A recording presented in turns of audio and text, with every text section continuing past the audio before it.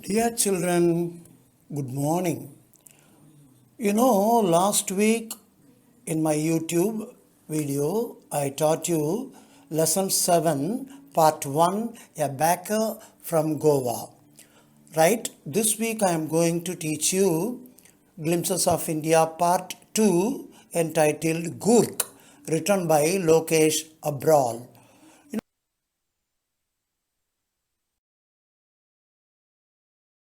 Gurk is very famous, the place famous for coffee, rainforest and spices. Actually, this Gurk or Kodagu is located midway between Mysore and the coastal town of Mangalore in Karnataka state. Okay, it is a beautiful region of rolling hills, martial men, beautiful women and wild creatures.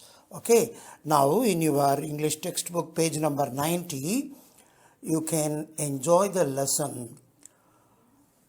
Part 2, Gurk. Gurk is coffee country, famous for its rainforest and spices.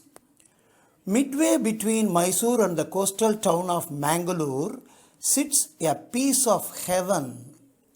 Writer says beautifully, it is like heaven that must have drifted, actually maybe fallen down or coming from or carried along from the kingdom of God. Such a beautiful place. This land of rolling hills is inhabited by a proud race of martial men, those who are very much interested in war.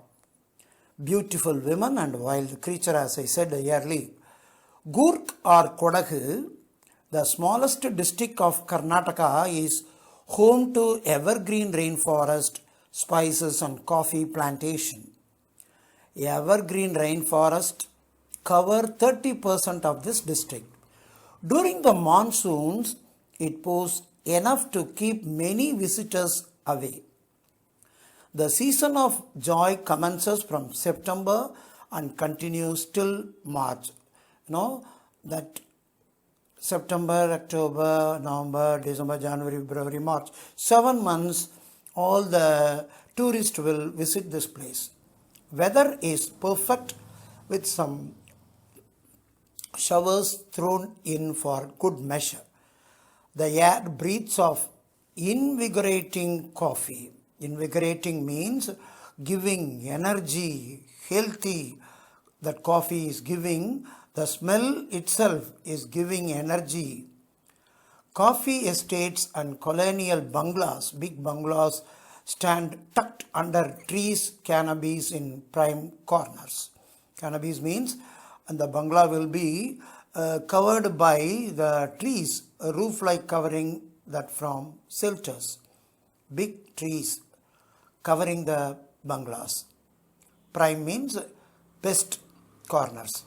The fiercely independent people of Gurk are possibly of Greek or Arabic descent. Actually, the people who are living there were from Greek and Arabic descent because, the story goes, as one story goes, a part of Alexander's from history army moved south along the coast and settled here when return became impractical. They were unable to go back to their country, so they settled there. And these people, the people from Alexander's army, married amongst the local people, and their culture is apparent in the martial tradition. That is clearly seen in the martial art, fighting art, marriage and religious rites, of course, which are very much distinct, different from the Hindu mainstream. The theory of Arab origin draws support from the long black coat. Actually, the people were wearing a long black coat with an embroidered waist belt. Waist means hip belt, worn by the Kodavas, the people of that area. That dress name known as kapia or kupia. It resembles the kafia worn by the Arabs and Kurds.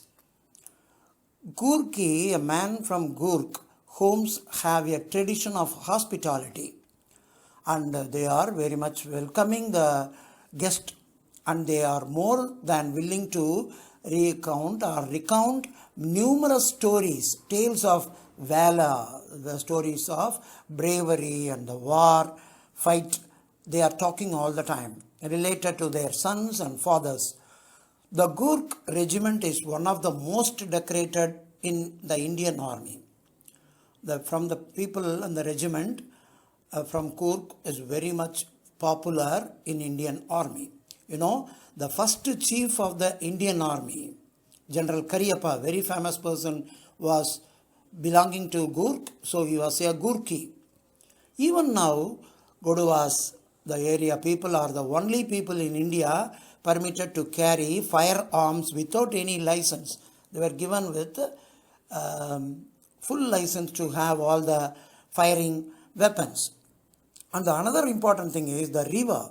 Kaveri obtains its water from the hills and forests of Gurkh.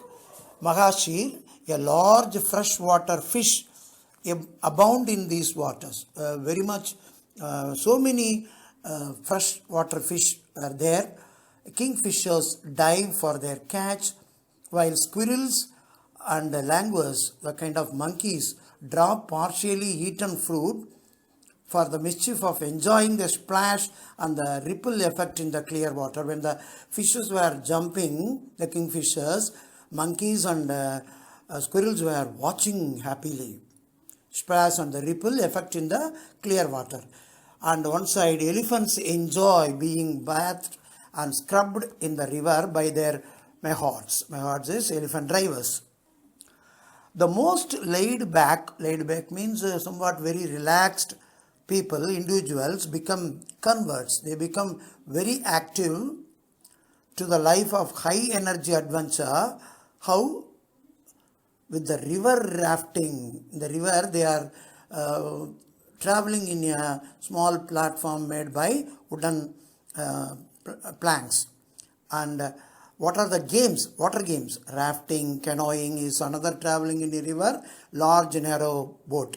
Rappelling is going down a cliff from the mountain by sliding down a rope. And rock climbing and so many other games. Mountain biking. They are enjoying the games. Numerous walking trails. People are walking and walking in the region are a favorite with the trekkers. Those who are interested in walking on the mountains. Birds, bees and butterflies are there to give you company. Macaques, Malabar squirrels with the trekkers. Those who are interested in walking on the mountains. Birds, bees and butterflies are there to give you company. Macaques, Malabar squirrels, langurs and slender lories. Macaques, langurs, slender lories are various types of monkeys, and squirrels, Malabar squirrels, keep a watchful eye from the tree canopy, watching they are watching you when you are walking there. I do, however, prefer to step aside for wild elephants also cross the road. The climb to the Brahmagiri hills brings you, if you climb on the nearby Brahmagiri hills, brings you into a panoramic view, beautiful view, wide area of land of the entire misty landscape of Gurkh you can see from Brahmagiri hills. A walk across the rope bridge leads to the 64-acre island of Nisargadakhama can be seen. Running into Buddhist monks from India's largest Tibetan settlement are there. Many people from Tibet are staying at nearby Bailakupe. It's another bonus making the area very beautiful. The monks, Buddhist monks, are moving here and there in red ochre and yellow robes, are amongst the many surprises that wait to be discovered by visitors searching for the heart and soul of India right here in Gurkh. Those who are visitors and tourists can enjoy the beautiful scenery of Gurkh. So that is the second part of your lesson 7, Glimpses of India. One more part is there, that is third one, That I will teach you next week. The title is Tea from Assam. After seeing this, you can, as usual, take your pink color file, page number 27. The summary is available. Question answers are there. Read. Very soon we are going to conduct a test, home test, for maybe 30 or 40 marks in all the subjects. It's information for you. Okay, children.